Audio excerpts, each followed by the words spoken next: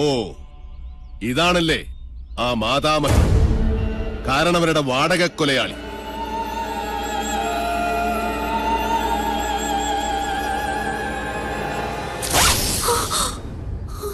ഒളിസേവക്കിറങ്ങുന്ന ഈ ദുർദേവതയെ കണ്ടാൽ രണ്ടായി വലിച്ചു കീറും മാധവൻ, ഓർത്തോ.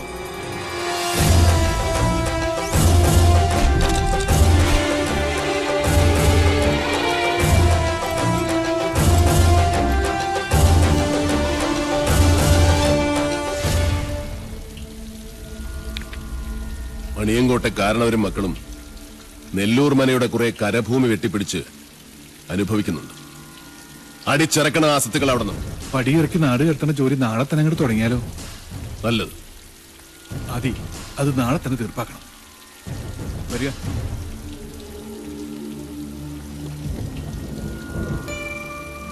എന്താ കണ്ണ് കലങ്ങിയിരിക്കുന്നത്? ഒന്നുമില്ല, എന്തോ ചെറിയ കരട് കണ്ണിലെ പാറി വീണു, അത്രേ ഉള്ളൂ. എനിക്കറിയാം, തന്റെ കണ്ണിലെ കരട് ഞാനാണിപ്പോ. അയ്യോ, എന്താ ഇങ്ങനെയൊക്കെ പറയണേ? ശത്രു തന്നെയാണ് മാധവൻ. ശത്രുവായാലും മിത്രമായാലും ആക്രമിച്ചു കീഴടക്കുന്നത് എന്റെ സ്വഭാവമാണ്. അച്ഛന്റെയും ആങ്ങളമാരുടെയും ജീവന് വേണ്ടി മിത്ര എന്നോട് യാചിക്കരുത്. വിട്ടുതരില്ല ഒന്നിനെയും ഞാൻ.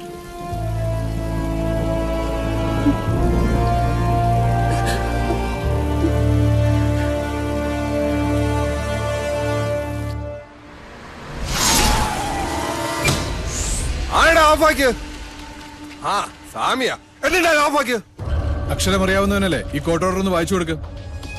എന്താ ഇത്? നിന്നെയൊക്കെ ഇവിടുന്ന് വലിച്ചിറക്കാനുള്ള കോർട്ട് ഓർഡറാ. കൂട്ടി പൊക്കണം. സ്വയം ഇറങ്ങണോ അതോ കഴുത്തിന് കുത്തി ഇറക്കി വിടണോ? എടാ വാസു, ദേവന്മാരെടുത്ത് ചീന്തി ചിന്തയിലടാ.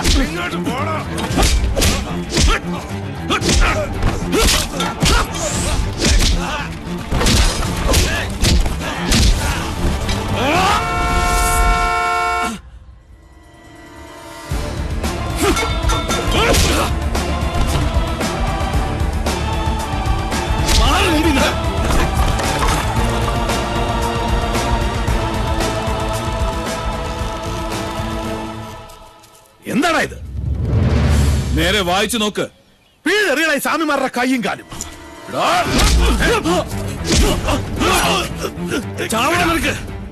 ഒരൊറ്റ വിട്ടിന് ആവിയും അനക്കവും ഇല്ലാതെ തെക്കോട്ട് നോക്കി കിടക്കുന്നേ.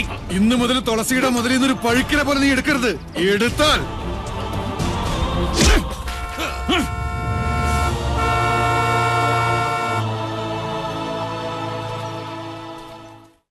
എല്ലാം നശിച്ചു, നശിപ്പിച്ചു. എന്നിട്ട് മോങ്ങിക്കൊണ്ട് വന്നിരിക്കുന്നു ചുംബന്മാര്. അമയത്തെ കഴിക്കുന്ന കഴുതകൾക്കുണ്ടാവും ഇതിലും നല്ല ഉശിര്. എന്തിനാണ് ശംഭോ എനിക്കിങ്ങനെ 3 ആമക്കള്?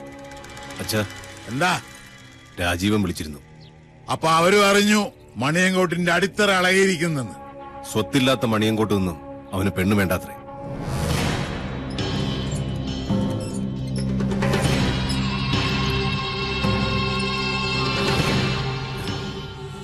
എന്റെ സാവിത്രി,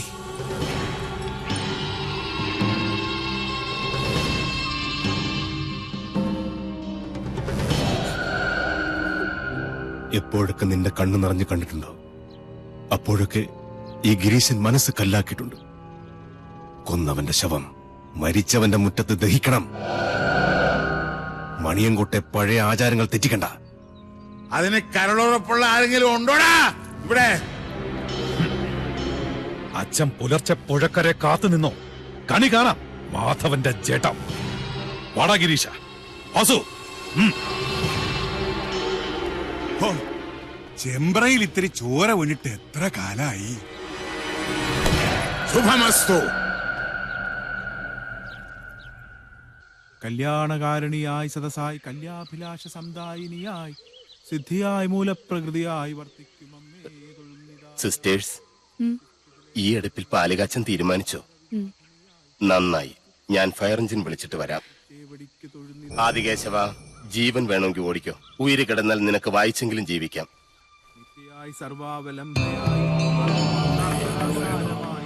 തുളസി, അന്നപതിയായ അഗ്നിയെയും മഹാലക്ഷ്മിയെയും മനസ്സിൽ ധ്യാനിച്ച് നെല്ലൂർ മനയിലെ അഗ്നിശാലയെ ഞാൻ വീണ്ടും ഉണർത്താൻ പോകുന്നു.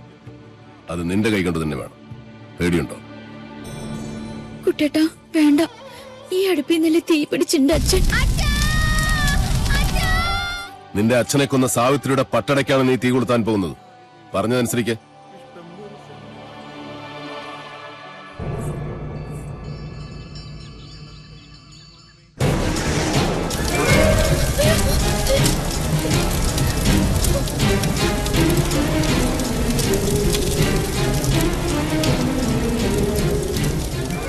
ഏതു തച്ചനും വർജിക്കേണ്ട വായു കോണിലാണ് ഈ വീടിന്റെ അടുക്കള. അനന്ത, ആഞ്ഞു വീശുന്ന കിഴക്കൻ കാറ്റിന്റെ ഗതി തടയി.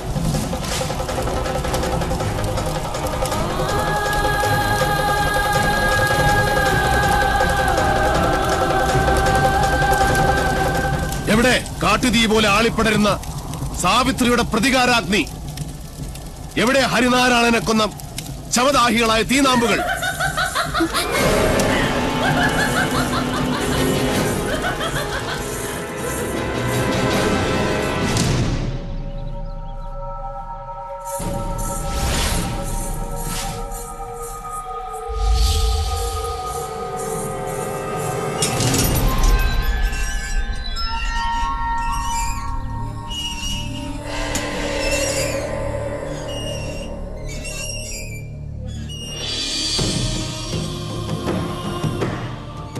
സാവിത്രി.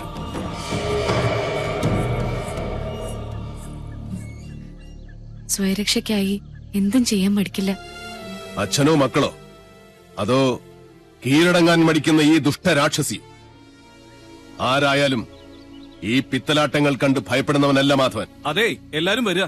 അടുപ്പിൽ പാല് തളിച്ചു തൂവി. പൂർവികരുടെ കാലത്ത് നടക്കാതെ പോയ ഗൃഹപ്രവേശം ഇപ്പോഴാ നടന്നത്. ഇപ്പൊ ഇതൊരു വീടായി. അതെ, ഇതൊരു ലക്ഷണമൊത്ത മനുഷ്യാലയമാകാൻ പോകും. നിനക്ക് ഞാൻ തന്ന വാക്ക് പാലിക്കാൻ കുട്ടേട്ടൻ ഒരു അല്പദൂരം കൂടെ സഞ്ചരിച്ചാൽ മതി. പ്രാർത്ഥിക്കുന്നേ, സാവിത്രിയുടെ അന്ത്യം കാണാൻ കാത്തിരിക്കുന്ന നിന്റെ പൂർവികരുടെ ആശീർവാദത്തിനായി.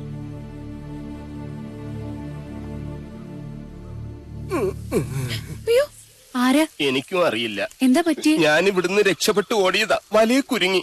8 കാലയുടെ അല്ല, ഇതേതോ 10-28 കാലയുടെ ആണെന്ന് തോന്നുന്നു. നമസ്കാരം. എന്നെ മനസ്സിലാവുന്നില്ലേ? ഭാഗ്യം, യക്ഷിക്കും മനസ്സിലാകാതിരുന്ന മതിയായിരുന്നു. ഇനി ഈ വല മാറ്റണ്ട.